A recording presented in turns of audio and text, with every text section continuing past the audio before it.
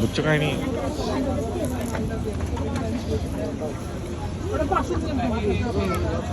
খালি মনে করে ভরপুর করে রাখছে। আবার দেখলে বেশি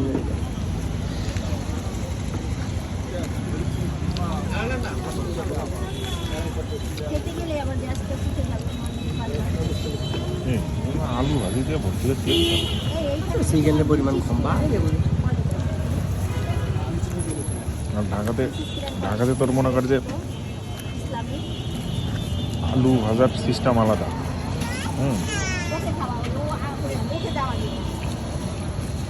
আলু তোর সব না না না, এগুলো দেয় না, দেয় হচ্ছে তোর ওই যে আলু আমরা যেরকম ওই যে ছোটো ছোটো আলুগুলো আছে না, চার ভাগ করে যে ভাজি করা হয় ওইরকম, তারপরে সসেজ দেয়।